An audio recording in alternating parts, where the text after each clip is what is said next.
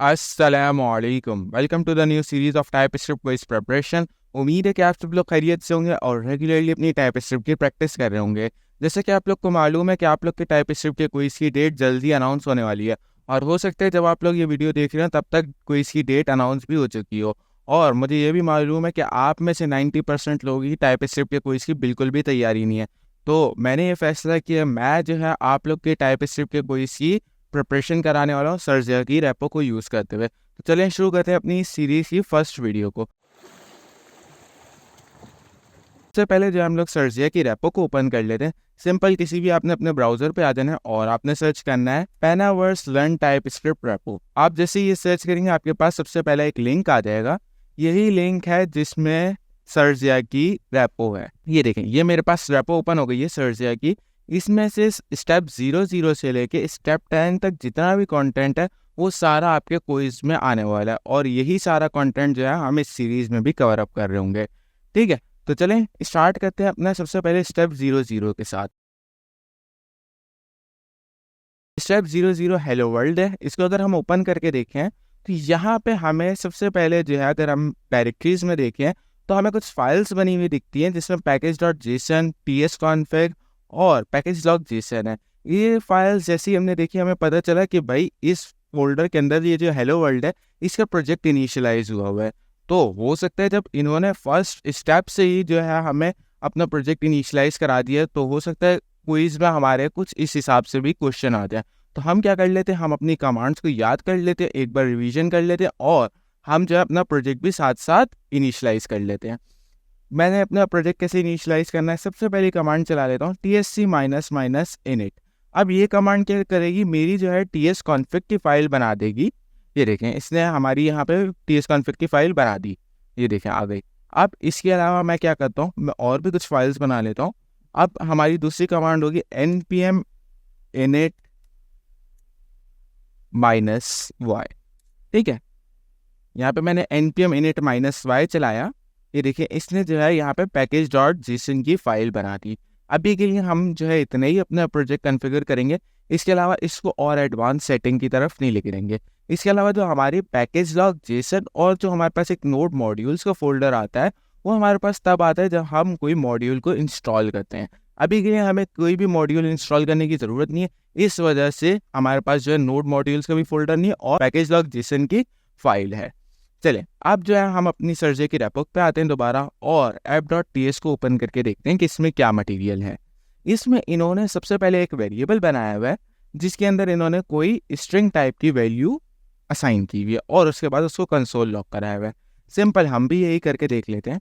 सबसे पहले लेट एक कीवर्ड है जिसके थ्रू हम जो है अपने वेरिएबल को बनाते हैं। जैसे ये टाइपस्क्रिप्ट देखिए कि भाई लाइन की स्टार्टिंग में लेट लिखा हुआ है, इसको समझ आ जाएगा कि भाई वेरिएबल बनना है। अब लेट के बाद हमने जो है अपने वेरिएबल का कोई भी नेम देना होगा। मैं लेट सपोज दे देता हूँ मैसेज या इस इक्वल्स टू।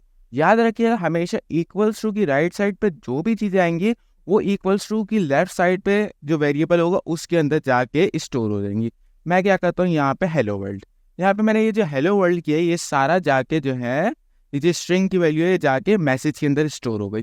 और एक और बात मैं यहाँ पे बता दूँ, ये जो यहाँ पे हमारे पास लाइन नंबर 6 है, यहाँ पे जो है एक और कॉन्सेप्ट लग रहा है हमारा टाइप इन्फेरिंग का। इसमें क्या हो रहा है, अगर मैं मैसेज को होवर करूँ तो यहाँ पे देखें लेट मैसेज की टाइप भी हमें बता रहा है, जबकि हमने मैसेज की टाइप खुद नहीं दी हुई। इसने यहाँ पे क्या किया, इसने टाइप को इन्फर कर लिया। उसने देखा भाई आगे स्ट्रिंग की वैल्यू आ रही है तो उसने खुद इन्फर करके इसकी टाइप जो है स्ट्रिंग कर दी।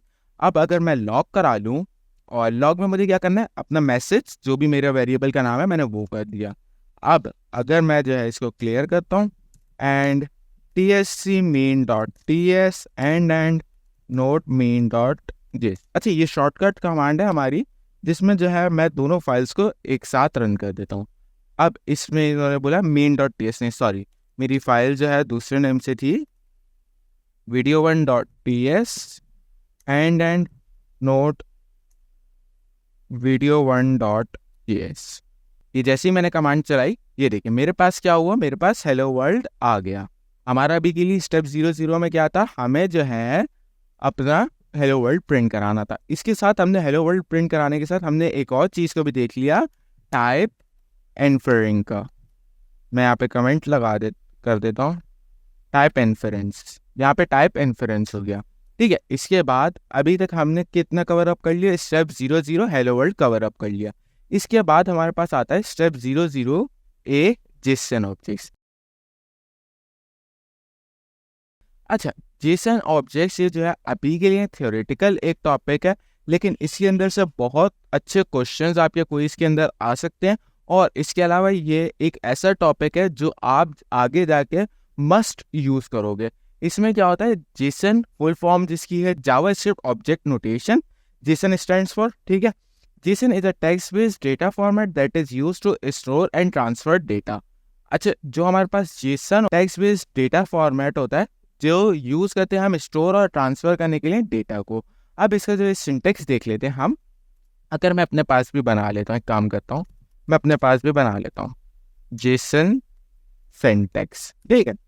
अब यहाँ पे मैं क्या करता हूँ, let JSON equals to name, बल्कि इसको क्या करना है, सॉरी, क्योंकि हमारे पास जेसन जो है, मैं आपको बता दूं, जेसन जो है हमारे नॉर्मल जो है जावास्क्रिप्ट का ऑब्जेक्ट है उसी की तरह होता है, बट इसके अंदर हमारे पास की जो है वो भी स्ट्रिंग फॉर्म में होती है, लाइक हमें वो भी डबल कोटेशन फॉर्म में लिखनी पड़ती है। और वैल्यू तो अगर हम चाहें स्ट्रिंग फॉर्म की लिखें या नंबर फॉर्म की या नो एरे हो, ऑब्जेक्ट हो, एक कोई भी वैल्यू इसके अंदर असाइन हो सकती है। यहाँ पे भी ये वही मेंशन कर रहे हैं, बट वेट, यहाँ पे अगर हम सिंटैक्स देखें अपना, थोड़ा सा देखने को लग रहा है कि ये भाई जावास्क्रिप्ट के ऑब्जेक्ट की तरह सिमिलर है। यहाँ पे भी हमारा यही क्वेश्चन था, मगर आंसर क्या है, नो, जो मैंने आपको पहले बताया, JavaScript object can contain function but Jason not. ये आपको मैं एक बात बता दूं कि जो हमारे पास जावास्क्रिप्ट का नॉर्मल ऑब्जेक्ट होता है उसके अंदर जो है हम ऑब्जेक्ट के अंदर ही फंक्शन भी बना सकते हैं, लेकिन जो जेसन होता है उसके अंदर हम ऑब्जेक्ट नहीं बना सकते। इसके अलावा एक और पॉइंट उन्होंने दिया हुआ है, JavaScript objects can only be used in JavaScript, but JSON can be created and used by the other programming languages। ये देखिए, एक सबसे बड़ा फायदा JSON को यूज करने का, JSON का एक सबसे बड़ा फायदा क्या है कि JavaScript का जो ऑब्जेक्ट है खाली वो सिर्फ JavaScript के अंदर ही यूज होता है, लाइक जो हम TypeScript के अंदर भी बनाते हैं। TypeScript और JavaScript आपको पता है सेम है, बस सिर्फ जो है TypeScript एक सुपर सेट है JavaScript का। तो जो हम लोग JavaScript के अंदर ऑब्जेक्ट बनाते हैं वो सिर्फ JavaScript ही यूज कर पाती है, लेकिन जो जेसन है वो एक इस टाइप के ऑब्जेक्ट होता है जो कि जो है हर प्रोग्रामिंग लैंग्वेज में यूज हो जाता है, हर प्रोग्रामिंग लैंग्वेज उसको समझ पाती है, ठीक है। अब इसके आगे जितना भी हमारे पास मटेरियल है, अभी के लिए जो है हमारे पास जितना भी मटेरियल था इसके अंदर वो मैंने कवर अप करा दिए। बाकी का अगर आपको इसको जो है डिटेल में इन डेप्थ जाना हो तो आप जो है ये रीडमी की फाइल पढ़ लीजिएगा खुद। इसके बाद हम आगे चलते हैं स्टेप 0 बी सिंटेक्स एरर के अंदर। आप सिंटेक्स एरर देख लेते हैं। इसमें ये क्या कह रहे हैं भाई, सिंटेक्स एरर हमें बता रहे हैं। हमारे पास कुछ, जब हम बेसिक्स पढ़ रहे होते हैं, जब आप बेसिक लेवल पे थे तो आपके पास भी कुछ इस तरह के एरर्स आए होंगे जो कि सिंटेक्स एरर कहलाते हैं। लाइक अगर मैं यहाँ पे कर दूँ let name equals to John, अब ये देखिए एक से नेम की जगह हम जो है नेम 1 कर देंगे। अब ये देखिए इसने मुझे एक एरर दे दिया। ये एरर क्यों दिया, इसने बोला कि भाई unknown keyword did you mean let. यहाँ पे जो है मैंने सिंटेक्स एरर कर दिया। क्या एरर किया, LET लेट होता है, मैंने यहाँ पे क्या कर दिया LETT। तो हमेशा अपने कोड को एक बार रिव्यू करें जब भी आप कोई भी कोड लिखें, और इसके अंदर ये जो छोटी छोटी मिस्टेक्स होती है उनको जरूर देखें। लाइक जो सिंटेक्स एरर्स होते हैं जिसमें हम स्पेलिंग्स थोड़ी सी गलत हो जाती हैं, वो आप जरूर देखा करें हमेशा, ठीक है। इसके अलावा अगर हम आगे चलें तो हमारे पास स्टेप 0 है टाइप एरर का। टाइप एरर में ये क्या कह रहे हैं, मेरे ख्याल से इसको टाइप एरर इन लोगों ने मेंशन किया है, बट ये भी जो है एक टाइप ऑफ जो है सिंटेक्स एरर में ही आ जाता है, जिसमें हम क्या होते हैं, लेट सपोज मैंने यहाँ पे किया कंसोल लॉग और मैंने लॉग की जगह जो है लॉगर कर दिया, ठीक है।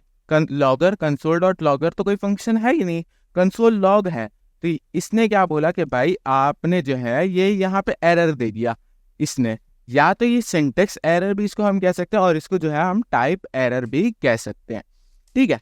अब हम जरा सा और आगे बढ़ते हैं और अपने अगले स्टेप की तरफ चलते हैं। हमारा अगला स्टेप है स्टेप 00D असाइनेबिलिटी एरर। अब इसके अंदर हमारे पास क्या आ रहा है, इसके अंदर सिंपल हमने अभी तक क्या देखा, हमने एक ऊपर वेरिएबल बनाया हुआ है let message equals to hello world. अब इसने क्या किया, यहाँ पे हमने वैल्यू कौन सी स्टोर कर दी, किस फॉर्म में, स्ट्रिंग फॉर्म की। अब इसने क्या किया, यहाँ पे अपनी टाइप इन्फरेंस यूज की और इसने जो मैसेज है इसी टाइप स्ट्रिंग कर दी। अब अगर मैं जाऊँ मैसेज को अपडेट करने की कोशिश करूँ और इसके अंदर कोई नंबर फॉर्म की वैल्यू डालूं, नंबर टाइप की, तो फिर इसने क्या किया, इसने मुझे एरर दे दिया। इसने क्या बोला, असाइनेबिलिटी एरर दे दिया। इसने क्या बोला, type number is not assignable to type string. ये होता है हमारे पास फायदा, ठीक है। इसके अलावा मैं एक और चीज यहाँ पे जो है आपको बता दूं, ये हमें जो है हमेशा जो है टाइप जरूरी देनी चाहिए, कभी भी इन्फरेंस नहीं कराना चाहिए। यहाँ पे मैं क्या करता हूँ, यहाँ पे मैं आके मैसेज की टाइप भी खुद बता देता हूँ, स्टैटिक कर देता हूँ टाइप, वो क्या होगी, स्ट्रिंग, क्योंकि मैं स्ट्रिंग वैल्यू इसके अंदर स्टोर कर रहा हूँ। अब हमारे पास लाइन नंबर 8 पे एरर आ रहा है, इसको मैं अभी के लिए कमेंट कर देता हूँ। अब हम आगे बढ़ते हैं। अब हमारा अगला स्टेप है स्टेप 1 स्ट्रॉन्ग टाइपिंग। खैर मैंने स्ट्रॉन्ग टाइपिंग भी अभी कवर ही कर दिया, लेकिन मैं जो है इसको थोड़ा सा और इन डेप्थ ले देता हूँ। स्ट्रॉन्ग टाइपिंग क्या होती है हमारे पास, स्ट्रॉन्ग टाइपिंग ये होती है कि हम जो है फोर्सफुली किसी भी चीज़ को एक टाइप असाइन कर दें। लाइक मैं यहाँ पे क्या करता हूँ, लेट num1 इक्वल्स टू 10। अब देखें यहाँ पे क्या हुआ, यहाँ पे मैंने num1 के अंदर एक वैल्यू स्टोर कर दी 10 की। अब इसमें टाइप स्क्रिप्ट इन्फेरेंस करके इसकी टाइप कर देगा, लेकिन अगर कोई नया प्रोग्रामर आता है और वो देखता है तो उसको यहाँ पे टाइप नहीं लगी हुई दिखेगी, तो उसको थोड़ी कंफ्यूजन होगी। तो हमारे लिए सबसे ज़्यादा अच्छी बात क्या है कि हम जो है यहाँ पे स्ट्रॉन्ग टाइपिंग को यूज़ करें।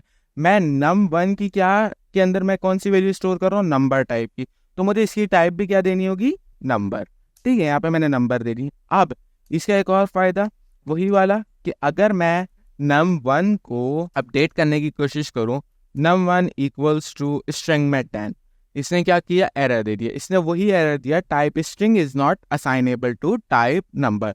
सिंपल, यही हमारे पास जो है स्ट्रॉन्ग टाइपिंग होती है। इसके अलावा अब हम आगे बढ़ते हैं और हमारे पास स्टेप 02 है कॉन्स्ट लेट का।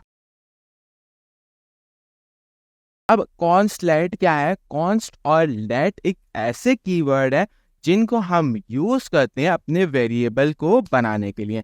लाइक अभी के लिए आप देख रहे हैं कि मैंने जितने भी वेरिएबल बनाए हैं, जब भी अपने वेरिएबल्स को मैं बनाता था पहली बार, तो मैं क्या कौन सा कीवर्ड यूज करता था, लेट। अच्छा जी, लेट का कीवर्ड के मैं आपको 2-3 चीजें बता दूं। लेट का कीवर्ड एक तो ब्लॉक स्कोप कीवर्ड है, और इसके अलावा जो है लेट के कीवर्ड का एक ही फायदा है कि ये जो है अपडेट हो जाता है। लाइक अगर मैं आपको यहाँ पे नीचे दिखाऊं, num1 है, num1 के अंदर मैं दोबारा अगर अपडेट करूं और इसके अंदर सेम टाइप की कोई न्यू वैल्यू रख दूं, इसने अपडेट होने दिया। इसने क्या बोला, लेट बोलता है आप मुझे अपडेट कर सकते हो। लेट के थ्रू अगर आपने कोई भी वेरिएबल बनाया है तो आप उसको अपडेट कर सकते हो। लेकिन दूसरी साइड अगर आपने कोई इस तरह का वेरिएबल बनाया है जिसके अंदर आपने कॉन्स्ट का कीवर्ड यूज किया है, तो फिर आप उसको जो है अपडेट नहीं कर सकते। अगर मैंने यहाँ पे क्या किया, 3.15 मैंने अपडेट करके देखा, इसने क्या किया, एरर दे दिया, can not assign to P1 because it is a constant.